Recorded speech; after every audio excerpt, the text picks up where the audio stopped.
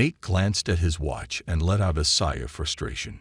It was already past midnight, and he was still hours away from reaching his destination.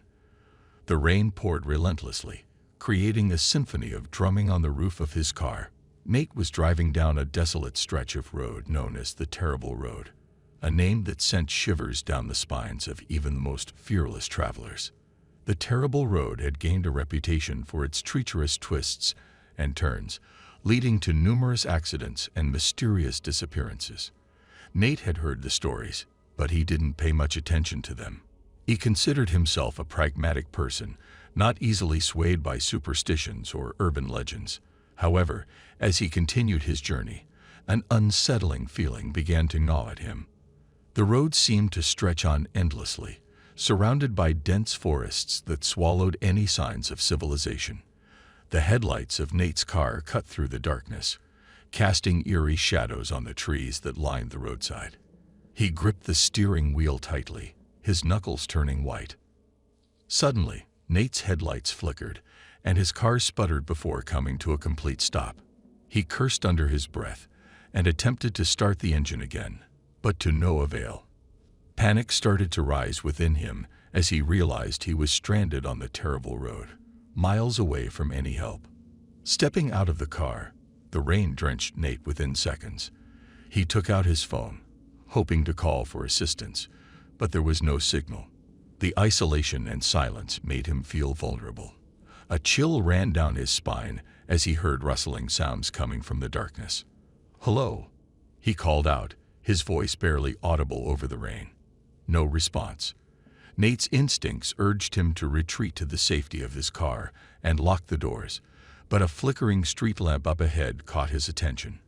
It was the only source of light for miles, and he decided to investigate. With every step, Nate felt an unexplainable presence watching him. The light flickered ominously, casting eerie shadows on the road. He reached the street lamp and peered into the darkness, his eyes straining to make out any shapes. Suddenly, the light went out, plunging him into darkness. Nate's heart raced as he fumbled for his flashlight, praying that it would work. With a flick of the switch, a beam of light illuminated the area. To his horror, he found himself standing at the entrance of an old, abandoned house. Its windows were broken, and the wind whistled through the cracks in the walls. Feeling a mix of curiosity and unease, Nate cautiously stepped inside the house. The floorboards creaked beneath his weight, and dust swirled in the air as he explored the dimly lit rooms. Cobwebs clung to the corners, and furniture lay covered in dusty sheets, untouched for years. As Nate moved deeper into the house, he stumbled upon a room that seemed oddly out of place. The air grew heavy, and a chill ran down his spine. In the center of the room, he discovered a lifeless body lying on the floor, a man who had gone missing weeks ago.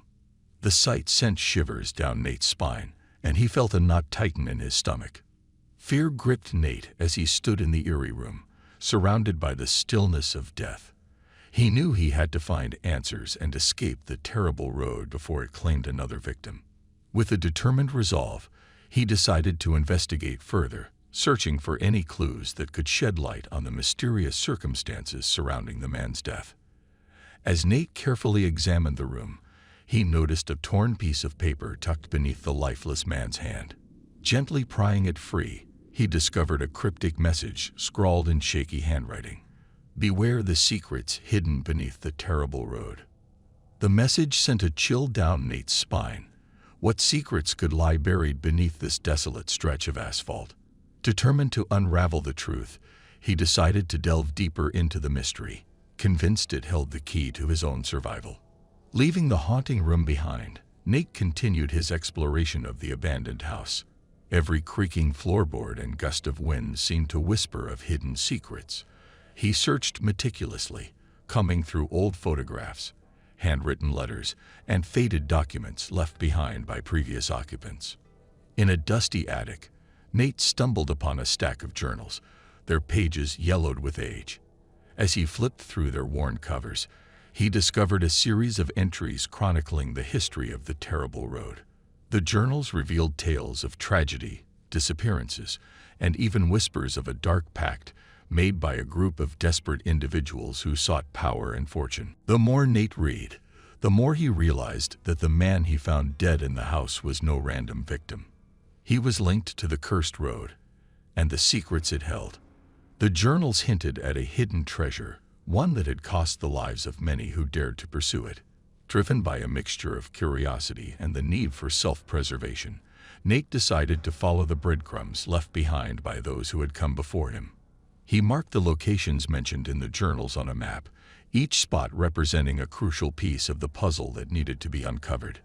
Venturing back onto the terrible road, Nate traveled to each designated spot, uncovering long-forgotten graves, collapsed structures, and hidden pathways. Each discovery revealed a piece of the dark history surrounding the cursed road, reinforcing the belief that there was something deeply sinister lurking beneath its surface. Finally, Nate arrived at the last marked location, the entrance to an underground tunnel. Its entrance was concealed by overgrown vegetation, as if nature itself was trying to keep the secrets hidden within. With trepidation, Nate stepped into the darkness, his flashlight piercing through the gloom. As he navigated the labyrinthine tunnels, a sense of foreboding washed over him. The air grew stale, and a musty odor permeated the surroundings. Nate's heart pounded in his chest, the sound echoing through the narrow passages. In a dimly lit chamber deep within the tunnels, Nate discovered a hidden cache, an assortment of artifacts, ancient relics, and a journal penned by one of the individuals who had made the Dark Pact. The journal detailed the sinister rituals performed to summon a malevolent force, which cursed the terrible road and claimed countless lives over the years. Realizing the gravity of the situation, Nate knew he had to put an end to this cycle of tragedy. With the artifacts in hand, he retraced his steps through the underground tunnels, following the path of the curse's origin. As he emerged from the darkness, Nate found himself standing at the heart of the terrible road, where it all began. The rain had stopped, and the moon cast an eerie glow over the desolate landscape. In a solemn act of determination, he performed a ritual to break the curse, using the artifacts to sever the ties between the malevolent force and the road it haunted. A surge of energy coursed through the terrible road, and Nate felt the weight of the curse lift. The air grew still, and a profound silence settled upon the once tormented stretch of asphalt. The mystery that had consumed Nate was finally laid to rest. Exhausted but triumphant, Nate made his way back to his car, ready to leave the terrible road behind. As he drove away, the road seemed transformed, its once foreboding presence now devoid of the darkness that had plagued it for so long. Nate had not only solved the mystery of the man's death, but had also broken the curse that held the terrible road in its grip. Though scared by his harrowing experience, he carried with him the knowledge that sometimes facing the darkest secrets was necessary to find redemption and bring closure to those lost in the shadows. From that day forward, the terrible road would be remembered not for its haunting reputation, but as a testament to the resilience and courage of those who dared to confront its mysteries and emerge on the other side.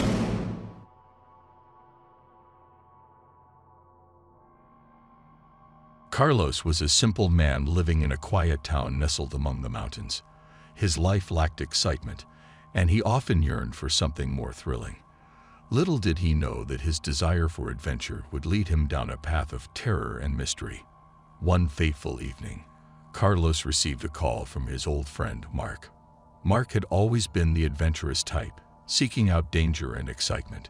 He told Carlos about a notorious road known as the Terrible Road, where a series of gruesome murders had taken place over the years. Intrigued by the dark allure of the legends surrounding the road, Carlos agreed to accompany Mark on a chilling journey to unravel its secrets. As they approached the entrance to the Terrible Road, Carlos couldn't shake off the unsettling feeling that washed over him. The road stretched ahead, its asphalt cracked and worn, the silence hanging heavy in the air. Suppressing his growing unease, Carlos pressed on, eager to uncover the truth behind the terrifying tales. They hadn't ventured far when a sense of foreboding gripped them. The atmosphere turned heavy, as if the very air held a malevolent presence. Carlos felt a shiver run down his spine, but he pushed forward, determined to solve the mysteries that lay ahead.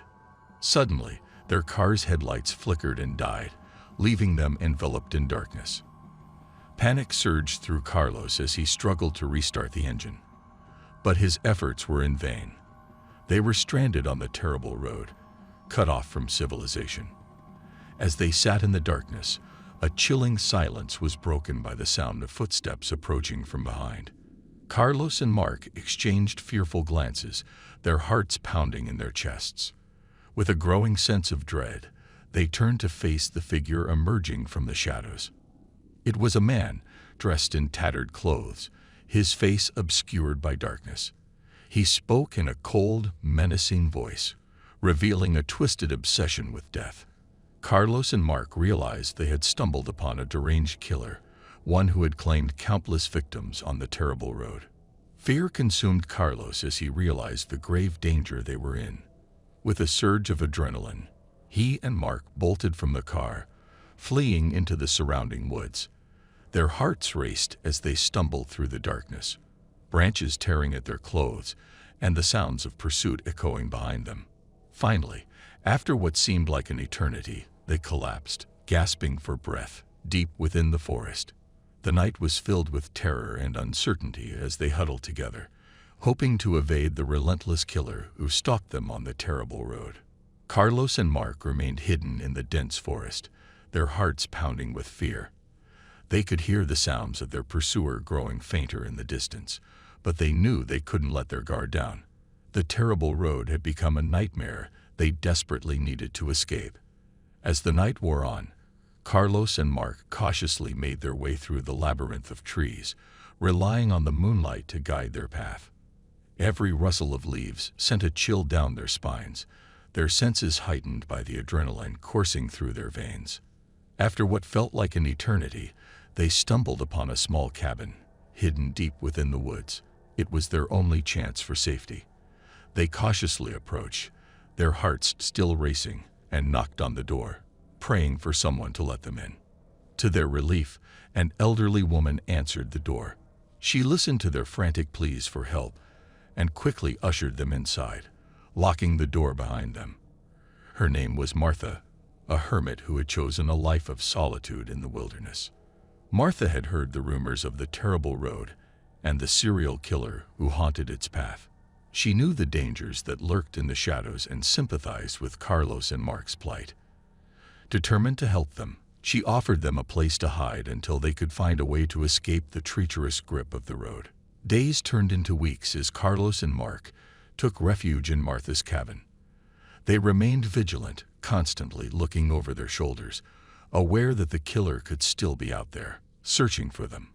Martha provided them with food, shelter, and a glimmer of hope in the face of their dire circumstances. During their time together, Carlos learned about Martha's tragic past. Her daughter had been one of the victims claimed by the terrible road, and it was her loss that had led Martha to seclude herself from society. The pain in her eyes served as a constant reminder of the danger they faced.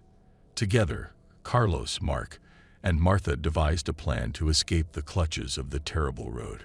They would wait for the cover of night, when the killer was least likely to be prowling the area, and make a daring dash for freedom. Finally, the night came when the moon was hidden behind a thick veil of clouds, cloaking their movements in darkness. Carlos, Mark, and Martha made their way stealthily through the woods, avoiding any sign of civilization that might give away their presence. Hours passed, their nerves on edge, until they reached a nearby town. They stumbled into a police station, their faces etched with fear and desperation. The authorities were skeptical at first, but after hearing their story and verifying their identities, they launched an investigation into the terrible road and the serial killer who haunted its darkened stretch. Months went by, and as the investigation unfolded, the truth about the terrible road began to emerge. The killer's hideous crimes were uncovered, and justice was served as he was apprehended and brought to trial. With the nightmare finally behind them, Carlos, Mark, and Martha could finally breathe a sigh of relief. They had escaped the clutches of the terrible road, but the memories of that horrifying ordeal would forever be etched in their minds. In the years that followed, Carlos and Mark vowed to raise awareness about the dangers of the terrible road, urging others to exercise caution and avoid its treacherous path. Their survival became a testament to the strength of the human spirit and the will to overcome even the most terrifying of circumstances. As for Martha, she found solace in knowing that her daughter's memory had been honored and that her sacrifice had helped save the lives of others. She returned to her secluded cabin, finding peace in the solitude once again, forever haunted by the memory of the terrible road.